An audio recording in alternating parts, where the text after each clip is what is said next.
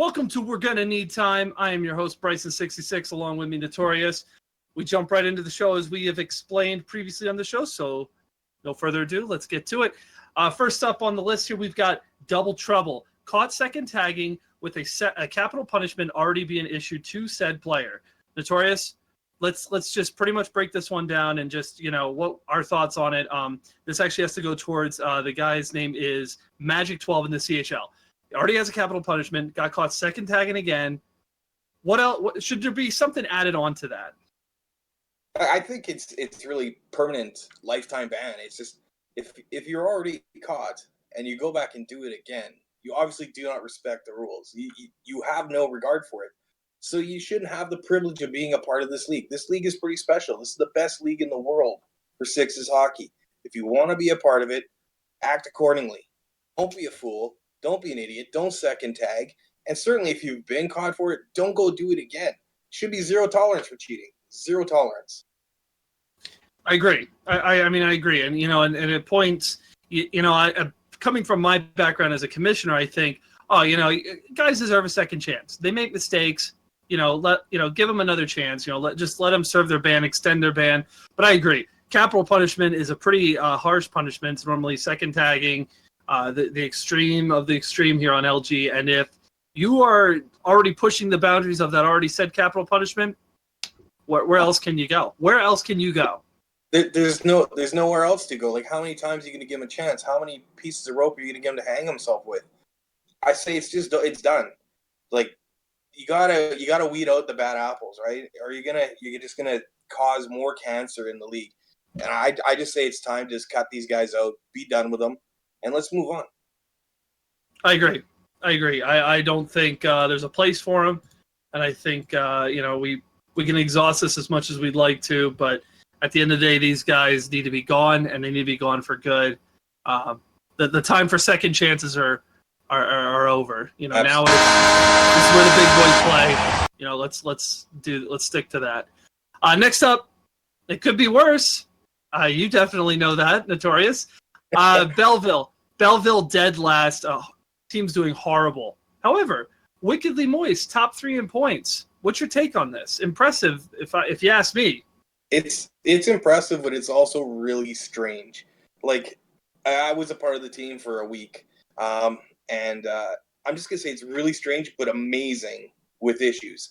That team is so screwed up right now with the amount of influx. Like, guys are coming in and going out constantly. Like, I assume, I'm not a part of it anymore, but I assume Lee Moist is really doing his best to keep the ship afloat. He seems like he's making deals, he's making moves, trying to make things happen. Obviously, his line is still making things happen. I guess that would be the first line, if you want to call it that. He's playing really well. I'm pretty sure he's probably juicing. Like, if I'm being honest, he's on something, because he's never had points like this before. I was looking at his previous AHL totals. I think if I saw before, his previous high was 57 points for a season. He's on pace. He's on pace for like 90-something points, 97 points or 98 points or something. That's crazy, right? So I just can't see how it lasts with this team struggling the way it is. But kudos to him right now. Like, he's doing it for himself anyhow. I imagine he's pulling some guys along with him, but I can't see how it lasts. So someone's doing good and you yell HGH, huh? Well, it's got to be, right? Here's the thing that impresses me the most, too. So not only is he second in points currently, because when we were drawing it up, I believe he was in third at the time. We were looking at things. And he's sitting at 31, 3 behind the leader, 18 goals, 13 assists.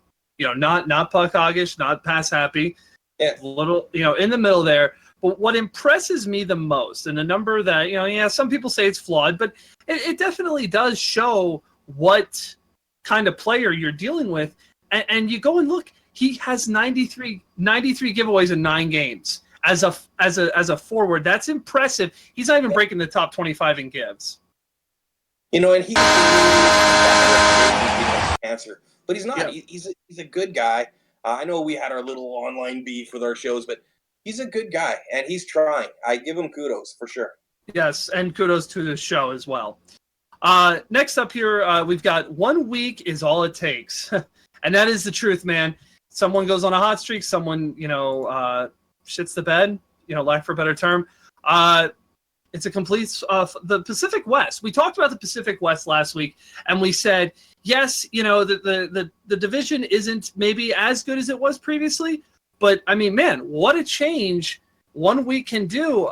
We have who was number 1, Tucson, is now sitting at number 6 in the division, actually tied for 6 with number 7 Texas, and they were in first before this week began. Now you have the Gulls, who went on a 10-game winning streak and are sitting in first place. Your take? That's what happens when you lose 8 out of 10 games, right? If you're the Roadrunners and you lose 8 out of your 10 games, that's how quickly you can be put down to the bottom. So that goes the other way too. For a team like the Gulls, they win 10 in a row. Whoa, right up to the top, right? So that should be a real lesson for any other team out there that's maybe struggling right now. Get your stuff together, and you can be up at the top as well. It's not time to pack, and it's not time to give up, but you definitely got to get it together, Tucson. That's ugly. And the thing is, the Gulls basically played the same schedule as Tucson. So really, Tucson choked here. That's a serious choke job. If you have the first 2 weeks going well, you come to the third and you screw it up that badly, time to all take a look at each other and figure out they got problems there. Yeah, and they're not even getting overtime losses, Tucson here. They're just they're just dropping off. Yeah, I mean, there obviously some changes need to be made there in Tucson, but not from an offensive standpoint. No. Dazzling Dangles is 4th in points. Angry Nacho's 19th, kind of living up to that high salary. They have the team to compete. It's just, I mean, man, they could be out of playoffs if they keep it up like this. Get it together, Tucson. Yeah. So next up, we've got LG 3v3, more of a league-wide discussion. It's been brought up before when the 3v3 was first introduced in NHL, and everyone was all gung-ho for it, and people still love threes. I mean, I enjoy occasional threes. It's fun. But do you think there's a place for it here on League Gaming? And before you say anything, it's been this has been a constant debate and question that's been asked before. So, don't try not to repeat what's been said already about this idea. Well, I'm not really familiar with what's been said about the idea already, but I'll say this. As long as they don't do it during the game times when 6 versus 6 is going, they don't try and cram it in a season on top of a season, it should be okay. So it's like an asterisk for me, right? It's not a slam dunk to me. It to me maybe replaces like Friday Night Puck and Saturday Night Puck. You make it like a weekend thing, maybe a quick tournament style type thing. I don't know about a full season. I think it's going to wear out its welcome pretty quickly. It could also be used to fill in during the off season. There's always that 8 weeks or whatever it is in between seasons where a 3 versus 3 league could maybe work. But then you're looking at like how many teams you're going to have, because you got to have guys playing, right? It would be massive. I don't know if it would be even feasible to do it. I'm just not 100% on board. That's for sure. Again, I'm going to stick to what I have believed in the beginning with the 3v3 league. I think it's a nice idea. Just like Friday Night Puck. Everyone was skeptical. Everyone said, Bryson, I don't know. Are we really going to have people that want to play on Friday nights? Of course we are. People that do, as much as people want to complain, NHL sucks, game sucks, people still play the game consistently quite a bit. And they're obviously, Friday Night Puck was a huge success. Why not? There's an empty time slot on Thursdays, borrowing this, this week with the 2 holidays going on. But why not put in Thursdays? 2 games a week? What kind of commitment is that for some people? I guess it could work, but it can't interfere with 6 versus 6. That's the bread and butter. That's what we're here for. Right. Next up, we've got to fill in the blank. My favorites, some of my favorites, my topics. This week, one of them, we have 2 of them this week, but here's the first one. Buck winning his first 3 games of the season in one night is? For me, it's jaw-dropping. That's the word for me. Jaw-dropping, because my understanding is Buck switched himself over to a new gaming monitor. Seems like he's got a bit of confidence now. I'm not a guy who believes in the monitor is so much better that you're going to play so much better. I think it's really a confidence thing for Buck. Like, I know it's faster, there's less drop off and whatnot. But I don't think it makes that huge difference that you're going to go from being 0-8-2, 3-0 overnight. You know what I'm saying? It's not that big a deal. It's a confidence thing. Like, he was probably just beating himself up, didn't have confidence in his defense or whatever the case is. He gets this new monitor. It's like, hey, I'm a new guy now, right? I'm a new man. So I think that's what's happened here. He's just got that confidence. He's got that mojo now. Now the real question is, can he keep it up? How long? And I'm looking back on this, and when I thought, wow, but someone mentioned it in a party, and I thought, there's no way. And I went and looked. I thought, yeah, he did win 3 games. I thought, okay, who did he play? Well, first one, Tucson. Again, we mentioned huge drop off. He took advantage of that and got a solid win. The third game he played, I'll skip over Colorado because Colorado's 4th in the West Central. But then the last one was San Antonio, who is 2nd in the West Pacific. Yep. I mean, that's not a. And here's the thing: I'm looking at it right in my face right now. 24 shots, 21 saves, 87.5 save percentage. Did Buck? Like, I think someone's got to check if that was Buck actually playing. I mean, that's. I hate to bust on the guy, but those are some pretty good numbers for a guy that hasn't won a single game yet. You know what Darcy was doing that night? He was already playing for us, so that wasn't happening. Okay. Moving on here to number 6 is contract status changes. This one's coming from the staff office. It is with random assignments. This was recently implemented not too long ago. When a random assignment is occurred, let's say, Notorious, your highest salary you ever went for was, let's say, $2 million, right? Who would ever pay that? And let's say you signed up late this season. You get randomly assigned. What do they determine your salary? They don't want to make it $500K. That's unfair. Although It really isn't. Just kidding, buddy.